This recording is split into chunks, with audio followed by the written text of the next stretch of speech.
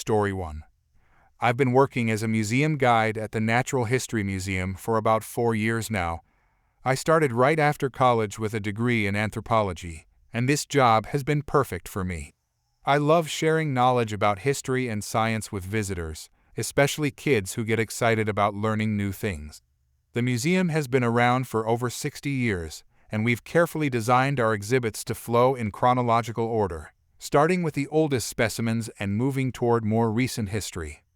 Most visitors appreciate the layout and find it easy to follow, but every once in a while, we get someone who thinks they know better than our team of historians and curators.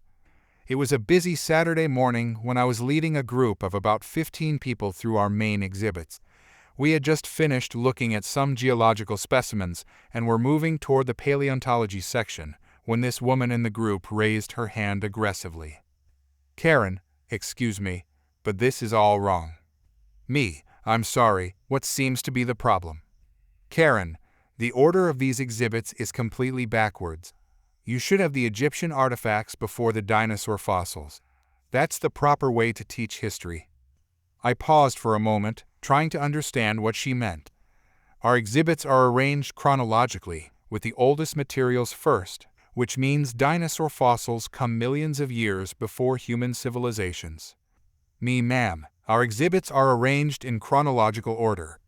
The dinosaur fossils you're about to see are from the Mesozoic era, which was roughly 65 to 250 million years ago. The Egyptian artifacts are in our human civilization wing, representing a period from about 5,000 years ago to the present." "Karen, that's ridiculous. I'm a substitute teacher, and I know how to teach history properly. You start with ancient civilizations like Egypt, then you move on to prehistoric things like dinosaurs." The rest of the group was starting to look uncomfortable, and I could see some parents trying to distract their children from the brewing confrontation. I understand there might be some confusion, but we organize our exhibits based on when these things actually existed in Earth's history. Dinosaurs lived and died out millions of years before humans ever existed, let alone built civilizations in Egypt. "Karen, don't you dare lecture me about history. I've been teaching children for years, and I know what I'm talking about. Your museum is confusing kids by presenting this information in the wrong order." At this point, several group members were starting to whisper among themselves, and I could hear one parent quietly explaining to their child that the lady was wrong. I tried to continue the tour professionally. "Why don't we continue looking at the paleontology exhibits, and I can explain how we determine the age of these fossils through various dating methods." "Karen, no. I refuse to participate in this backwards tour. You people are disrespecting history by presenting it wrong." She crossed her arms and planted herself firmly in front of the entrance to the paleontology wing, blocking the path for the rest of the group. "Ma'am, I need to ask you to step aside so the rest of the group can continue with the tour." "Karen, I'm not moving until you admit that your exhibit order is wrong and fix it properly." A security guard who had been posted nearby noticed the commotion and walked over to see what was happening. "Security guard, is everything all right here?" "Karen, finally, someone with authority. This guide is teaching history completely wrong and refuses to listen to someone who actually knows what they're talking about."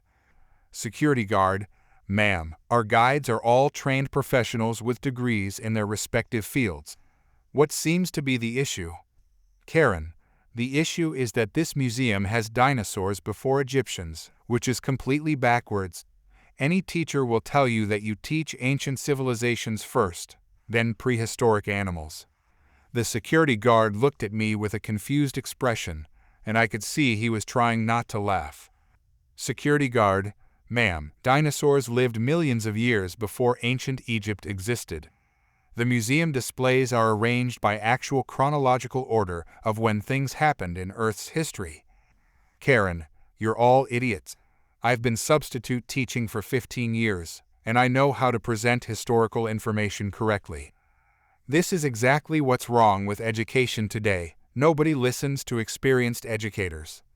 By now, she was raising her voice loud enough that people from other tour groups were stopping to stare. Some teenagers nearby were actually recording with their phones. Ma'am, perhaps we could discuss this privately so the rest of the group can continue their visit. Karen, don't you patronize me. I have every right to point out when educational institutions are spreading misinformation. You should be thanking me for catching this mistake. The security guard stepped forward, clearly reaching the end of his patience. Security guard, ma'am, I'm going to need you to lower your voice. You're disrupting other visitors and creating a scene. Karen, I'm creating a scene. I'm trying to help fix a serious educational problem, and everyone here is treating me like I'm the problem. She turned back to me with fury in her eyes. Karen, you are disrespecting history by presenting it in this ridiculous order. When I was substitute teaching, I would never confuse children like this. Ma'am, with all due respect, there's a difference between teaching the history of human civilizations and teaching natural history. We're talking about completely different time scales here. Karen, don't you use that condescending tone with me. I know more about teaching than you ever will. At this point, my supervisor appeared, having been radioed by the security guard.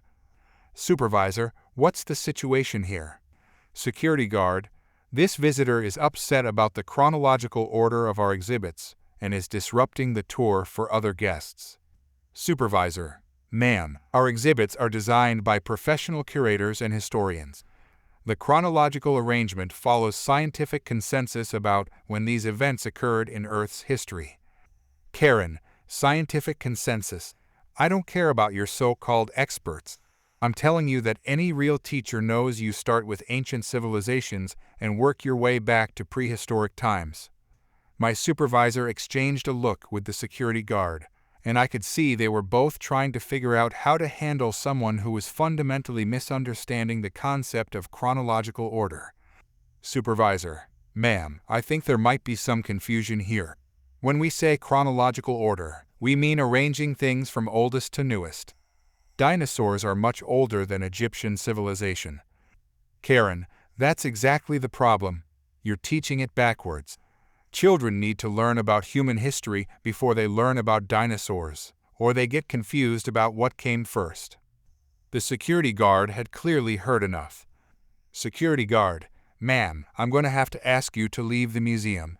You're disrupting educational programming and refusing to allow other visitors to enjoy their experience.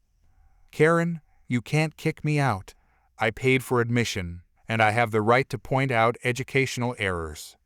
Security guard, you have the right to voice concerns through proper channels, but you don't have the right to disrupt tours and prevent other visitors from learning. Karen, this is discrimination against educators. You're silencing someone who actually knows how to teach properly. Supervisor, ma'am, we have many professional educators who visit our museum regularly, and they understand and appreciate our chronological presentation of natural history. The security guard gently but firmly began escorting her toward the exit while she continued protesting loudly. Karen, you'll be hearing from the school district about this. They need to know that this museum is spreading educational misinformation. As she was being led away, one of the parents in my tour group spoke up. Parent, I'm a high school science teacher, and I just want to say that your presentation was absolutely correct. Dinosaurs definitely came before ancient Egypt by millions of years. Several other group members nodded in agreement, and one elderly gentleman chuckled. Elderly visitor, in my day, we learned that dinosaurs went extinct long before humans even evolved. Some things never change, I guess. I was able to continue the tour normally after that, though the incident became a talking point for the rest of the visit. The kids were particularly fascinated by the idea that someone could be so confused about when dinosaurs lived. Later that afternoon, my supervisor found me and told me that the woman had indeed called the local school district to complain. However, when she explained her complaint that the museum was wrong to display dinosaur fossils before Egyptian artifacts, the person on the phone had to put her on hold because they were laughing too hard to respond professionally. The whole experience reminded me why science education is so important, and why museums like ours need to continue presenting accurate, chronologically organized information even when some visitors don't understand basic concepts about Earth's history. Story 2. I've been working as an assistant manager at this family-owned Italian restaurant for about 3 years now. My boss gave me this position after I worked my way up from being a server, and honestly, I love what I do. The restaurant has been in the same family for over 20 years, and we pride ourselves on fresh ingredients and authentic recipes. We've built a loyal customer base over the years, but that also means we occasionally get people who try to take advantage of our good reputation. The whole mess started on a Tuesday afternoon. I was covering the front desk while our hostess was on her break when this woman walked in. She was probably in her 50s, wearing expensive-looking clothes and carrying a designer purse. Right away, I could tell she was upset about something by the way she was stomping her feet and had this sour expression on her face. She marched right up to me and slammed down a receipt and a completely clean plate on the counter. "Karen, I want a full refund for this meal right now." Me, "I'm sorry, but can you help me understand what the problem is? I see you have a receipt from yesterday, but this plate looks like it's been thoroughly cleaned." Karen, "That's exactly the point. I ate this entire meal yesterday, and now I'm feeling sick because of it. Your food made me ill, and I demand compensation." I stared at her for a moment, trying to process what she was saying. She was holding a spotless plate and claiming she wanted a refund for food she had clearly finished eating. Me, "Ma'am, I'm a bit confused. If the food made you sick, why did you finish the entire meal?" Karen, "Listen here, young man. I paid good money for that meal, and I wasn't going to waste it. But your disgusting food has made me feel off all day today, and I want my money back." Me, "I understand you're not feeling well, but our policy doesn't typically cover refunds for meals that were completely consumed the day before. If there had been an issue with the food quality, we would have expected you to bring it to our attention while you were dining." Karen, "Are you calling me a liar? I've been eating at restaurants longer than you've been alive, and I know my rights as a customer. The customer is always right, and I'm telling you this food made me sick." At this point, other customers were starting to stare, and I could see our regular diners looking uncomfortable. I decided I needed to get my manager involved. Me, "Let me get my manager for you. He'll be able to help sort this out." My manager came out from the back office. He's been running this place for 15 years and has seen just about everything. I quickly explained the situation to him while the woman tapped her foot impatiently. Manager, "Good afternoon, ma'am. I understand you're looking for a refund on yesterday's meal." Karen, finally, someone with authority. "Yes, I want a full refund. Your food made me sick, and this is completely unacceptable." Manager, "I'm sorry to hear you're not feeling well. Can you tell me what you ordered and what specifically made you feel ill?" Karen, "I had the chicken parmesan with a side salad, and obviously something was wrong with it because I feel terrible today." My manager nodded thoughtfully and looked at the clean plate she was still holding. Manager, "I see. And you finished the entire meal despite feeling that something was wrong with it?" Karen, "Of course I did. I wasn't going to waste my money. But that doesn't mean I should have to pay for food that made me sick." Manager, "I understand your concern. However, we take food safety very seriously here. If you truly believe our food made you ill, I'd like to review our security footage from yesterday to see if we can identify what might have gone wrong." The woman's confident expression faltered for just a second, but she quickly recovered. Karen, "Fine, check your cameras. You'll see that I'm a paying customer who deserves better treatment than this." My manager disappeared into the back office while I stayed with the woman. She kept muttering under her breath about poor customer service and how restaurants these days don't care about their customers. After about 10 minutes, my manager returned with a tablet in his hands. Manager, "Ma'am, I've reviewed the footage from yesterday evening, and I think you might find this interesting." He turned the tablet toward her, and I could see the screen showing our dining room from yesterday. There she was, sitting at table 12, clearly enjoying her meal. The timestamp showed her eating steadily, laughing with her companion, and even flagging down our server for what appeared to be dessert. Manager, as you can see here, you seem to be enjoying your meal quite thoroughly. You finished everything on your plate, ordered dessert, and even complimented our server on the food quality. In fact, right here at timestamp 7:43, you can see yourself telling our server that it was delicious. The woman's face went bright red as she watched herself on the screen, clearly enjoying every bite of her meal. Karen, this is ridiculous. Just because I enjoyed it at the time doesn't mean it didn't make me sick later. Manager, that's certainly possible, ma'am.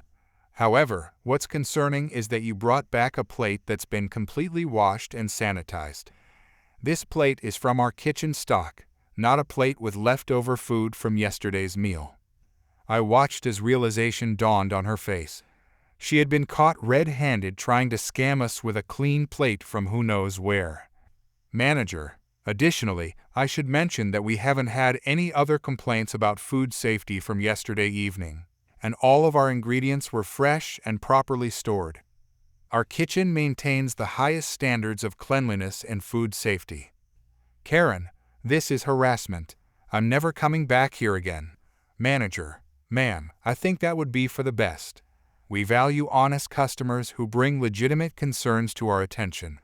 However, we cannot accommodate fraudulent refund requests. I'm going to have to ask you not to return to our establishment. She grabbed her purse and the clean plate, her face now purple with embarrassment and anger.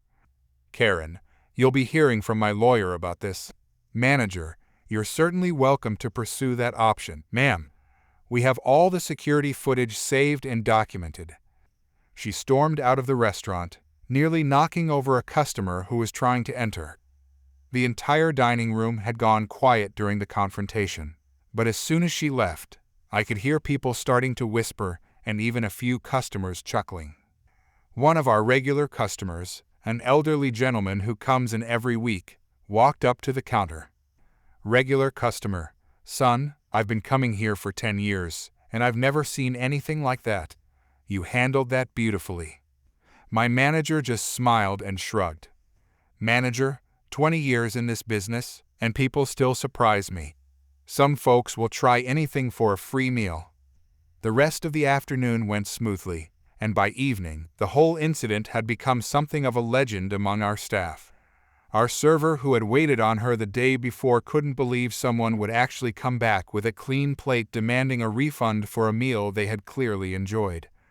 A few days later, we got a call from someone claiming to be her lawyer, but when my manager explained that we had security footage of the entire incident, including her admission that she had eaten the entire meal and enjoyed it, we never heard back from them.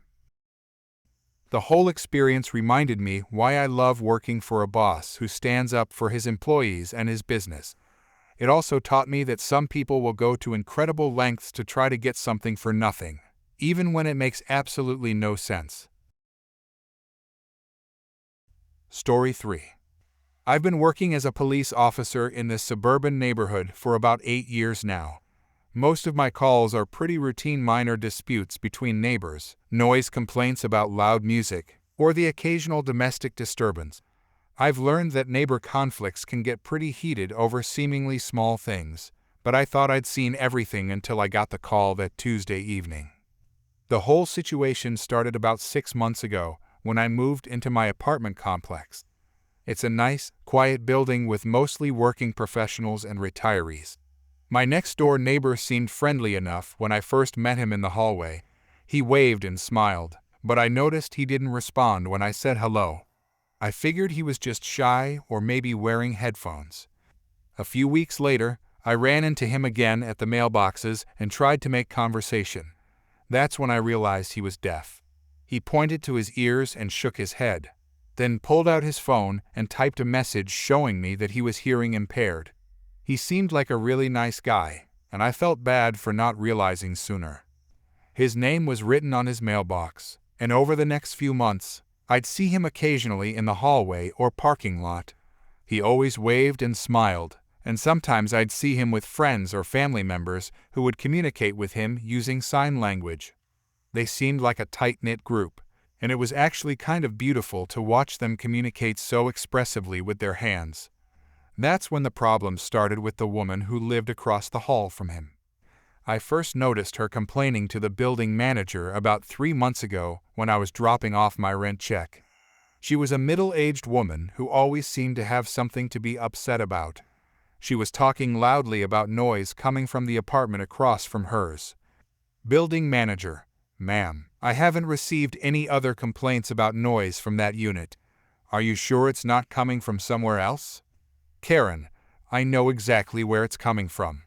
That man is constantly shouting and making noise at all hours of the day and night. I found this strange because I lived right next door to him, and I'd never heard any noise coming from his apartment.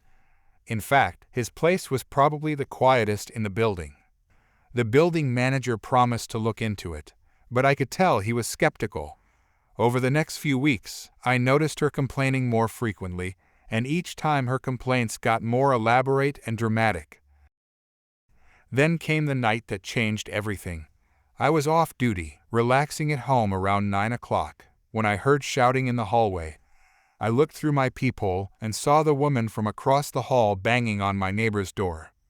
"Karen, I know you're in there. Stop making all that noise right now."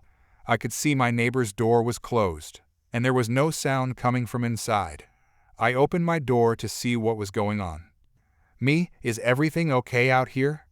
Karen: "Finally, someone who cares about the noise problem in this building. Your neighbor has been shouting and carrying on for hours." I looked at her confused because I hadn't heard anything unusual, and I share a wall with him. Me: "I haven't heard any noise coming from his apartment. Are you sure it's not from somewhere else?" Karen: "Of course I'm sure. He's been yelling and making a racket, and when I knocked on his door to complain, he just ignored me completely. It's so rude." That's when it clicked for me. She didn't realize he was deaf. Me: "Ma'am, I think there might be a misunderstanding. Your neighbor is hearing impaired.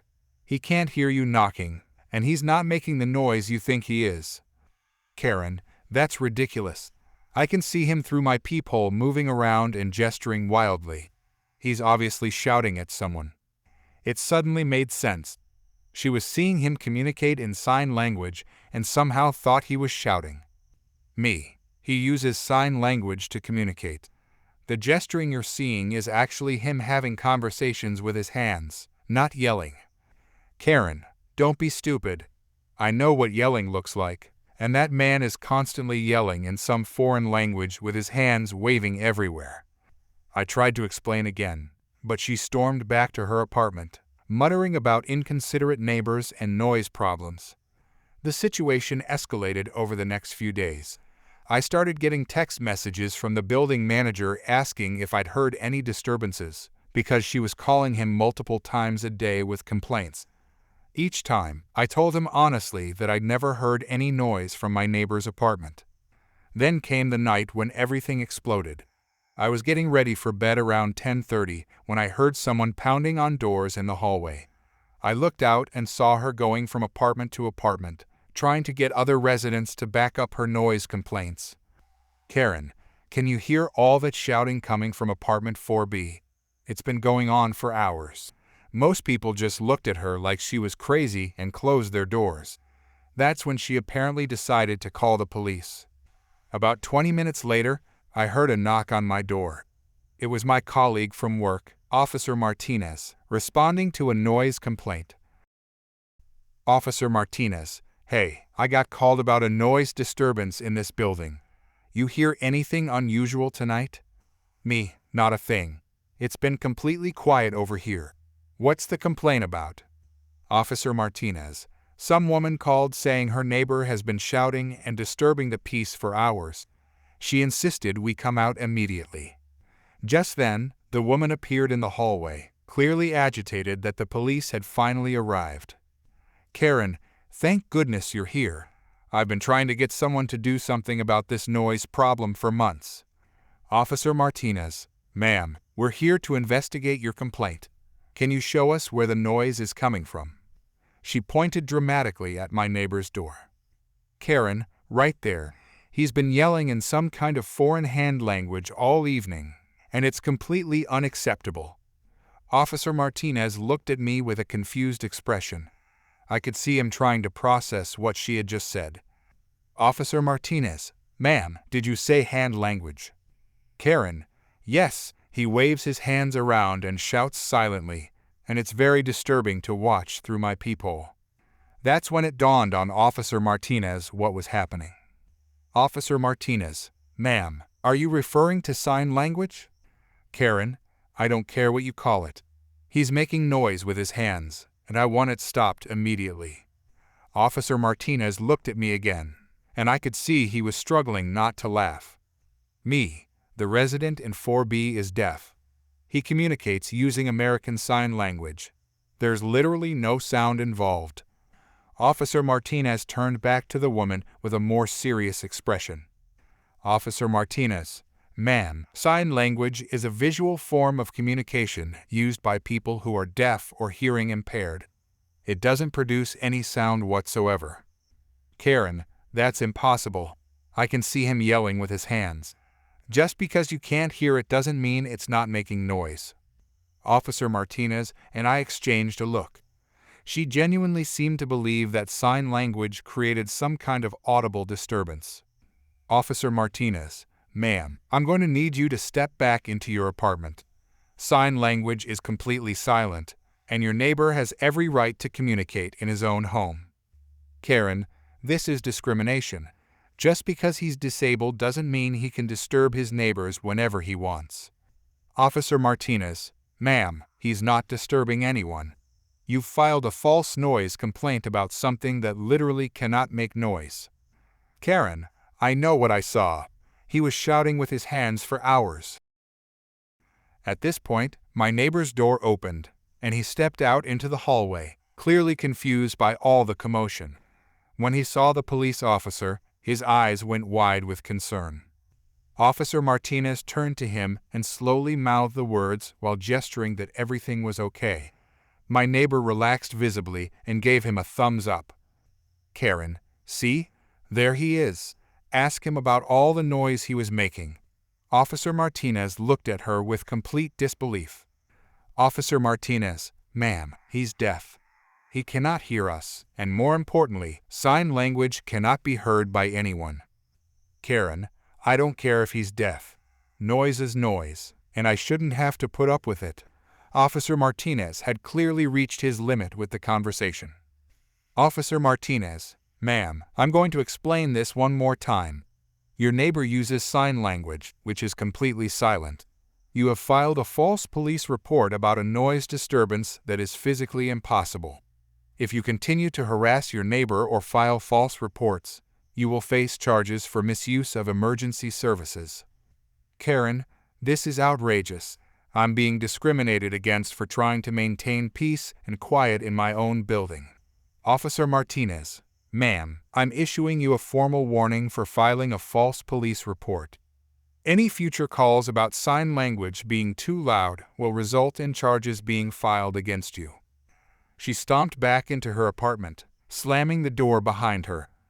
Officer Martinez turned to my neighbor and gave him another thumbs up, which my neighbor returned with a grateful smile. "Officer Martinez, I've been doing this job for 12 years, and I thought I'd heard every ridiculous complaint possible. Sign language being too loud is definitely a first." The next day, I ran into the building manager, who told me he'd received a call from the police department about the incident. He was both mortified and amused by what had happened. Building manager, "I can't believe she actually called the police about sign language. I've been trying to explain to her for months that her neighbor is deaf, but she just wouldn't listen." Apparently, word of the incident spread throughout the building pretty quickly. Most residents found it hilarious, though some were genuinely concerned about her behavior toward our deaf neighbor. A few days later, I saw my neighbor in the parking lot and managed to communicate through gestures and my phone that I was sorry about what had happened. He typed back that he appreciated my support and that he'd dealt with ignorant people before, but never anyone quite like her. The woman across the hall became much quieter after that, though I occasionally caught her peeking through her peephole when my neighbor had visitors.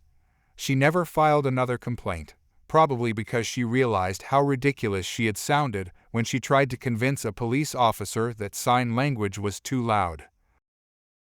The whole experience taught me that some people's ignorance can reach truly incredible levels, and that sometimes the most ridiculous complaints come from people who refuse to listen when others try to educate them about things they don't understand.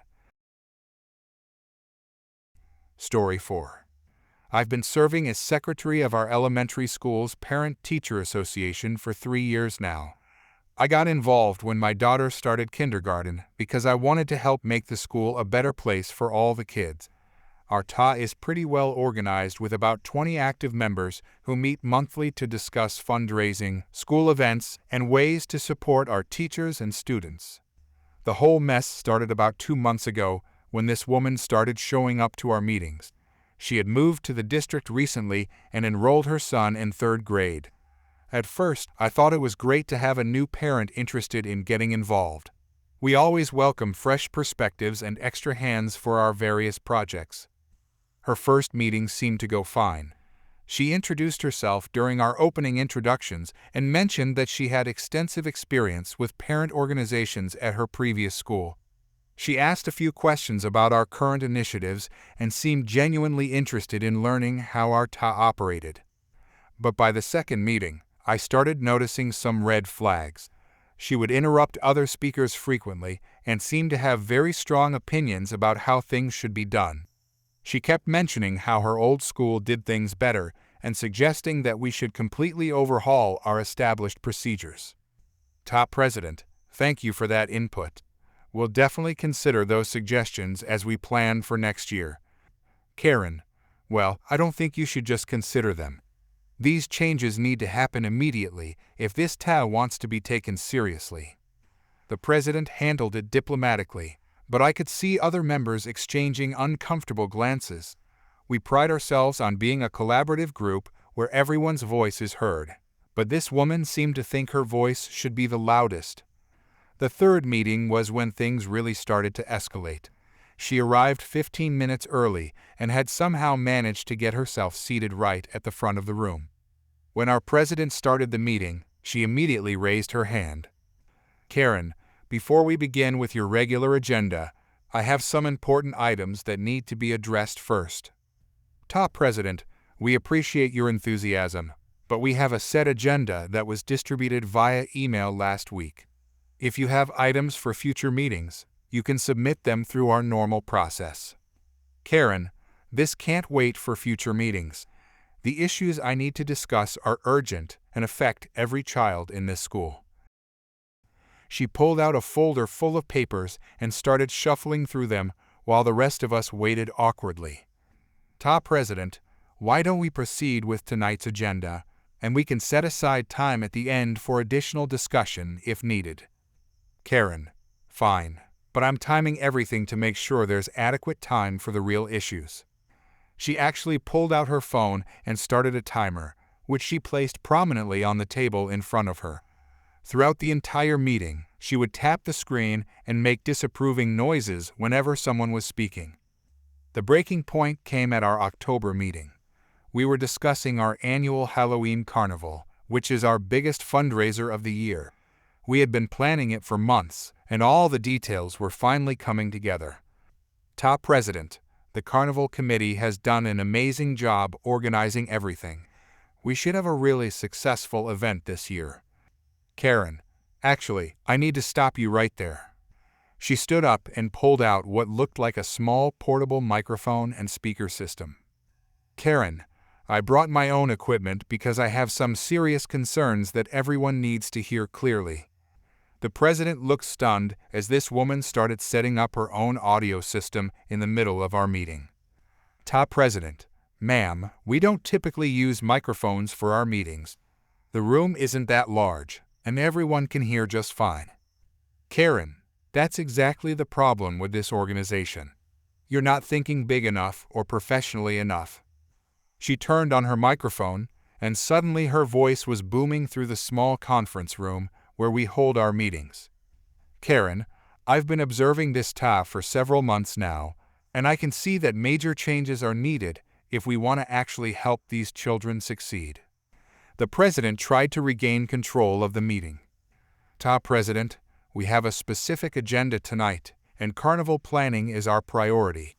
If you have suggestions for the carnival, we'd love to hear them. Karen, the carnival is exactly what I'm talking about. The whole thing needs to be scrapped and redesigned from scratch. She pulled out a thick binder and started flipping through pages while still holding the microphone. Karen, I've developed a comprehensive plan that will triple our fundraising potential and provide real educational value for the students. Several parents tried to interject, but she just kept talking over them with her amplified voice. Parent 1, we've already sold tickets and booked vendors for the carnival. We can't just scrap everything 2 weeks before the event. Karen, that's short-sighted thinking. Sometimes you have to take a step back to move forward properly. Parent 2, my kids are really looking forward to the carnival. We've been working on their costumes for weeks. Karen, the children will be much better served by the educational fair I'm proposing instead. The president stood up and walked over to where she was standing. Ta President, I need you to turn off the microphone and return to your seat so we can continue with our planned discussion. Karen, I'm not finished presenting my proposal. Everyone needs to hear this information. Ta President, you're disrupting our meeting and preventing other members from participating in the discussion. Karen, I'm trying to save this tie from making a huge mistake. Someone needs to show real leadership here. At this point, she started reading directly from her binder, completely ignoring the president's request to stop. Karen, motion number 1, cancel the current carnival and implement my educational fair proposal. Motion number 2, restructure the entire Ta leadership to include more experienced members. Ta Treasurer, you can't just make motions without recognition from the chair. That's not how parliamentary procedure works. Karen, parliamentary procedure is outdated. We need to move forward with modern decision-making processes. She kept reading from her list while the rest of us sat there in disbelief. Karen, motion number 3, increase membership fees to fund more ambitious projects. Motion number 4, establish mandatory volunteer requirements for all parents. Ta President, you need to stop right now. You're not an elected member of this board, and you can't make motions on behalf of the organization. Karen, I don't need to be on the board to advocate for necessary changes. I'm speaking on behalf of all the parents who are too intimidated to voice their concerns. That's when several parents started speaking up simultaneously. Parent 3, you're not speaking for me. I love our current carnival plans. Parent 4, nobody asked you to represent us. We can speak for ourselves. Parent 5, I've been coming to these meetings for 5 years, and I've never seen anything like this. Karen just turned up the volume on her microphone and kept talking. Karen, this is exactly what I'm talking about. This organization is resistant to change and new ideas. The president finally had enough. Ta President, I'm calling for an emergency vote. All in favor of asking this individual to leave tonight's meeting, please raise your hand. Every single hand in the room went up immediately. Karen, you can't vote me out. I'm a parent at this school, and I have the right to participate in Ta activities. Ta President, you have the right to participate respectfully, which you have repeatedly failed to do. Karen, this is discrimination against parents who actually want to make a difference. The president walked over and unplugged her microphone system. Ta President, you need to pack up your equipment and leave. If you'd like to discuss your ideas in the future, you can schedule a meeting with the board during regular office hours. Karen, fine. But I'm calling the school principal about this meeting. She needs to know how dysfunctional this Ta has become. She started packing up her microphone while muttering about closed-minded people and poor leadership. Karen, you're all going to regret this when the carnival is a complete failure and the children suffer because of your stubbornness. As she was gathering her things, she turned back to the group one more time. Karen, I'll be documenting everything that happened here tonight. The district office needs to know about the hostile environment in this ta. After she left, the room was silent for a few moments. Then our treasurer spoke up. Ta treasurer, in 20 years of ta involvement, I have never seen anything like that. Ta president, I think we need to discuss how to prevent something like this from happening again. That's when one of our veteran members made a suggestion. Veteran member, I move that we vote to formally ban her from future ta meetings until she can demonstrate respectful behavior. The motion was seconded immediately, and it passed unanimously. The next day, I got a call from our school principal asking about the meeting. Apparently, the woman had called first thing in the morning to complain about being discriminated against and demanding that the principal intervene on her behalf. Principal, I understand there was some kind of disruption at last night's TA meeting. That's putting it mildly. She brought her own microphone system and tried to completely take over the meeting with her own agenda. Principal, she mentioned something about being voted off the TA board, but I told her that doesn't make sense since she was never on the board to begin with. That's correct. She's attended a few meetings as a general member, but she was never elected to any position. The principal assured me that the school administration would support whatever decisions the TA made regarding meeting disruptions and inappropriate behavior.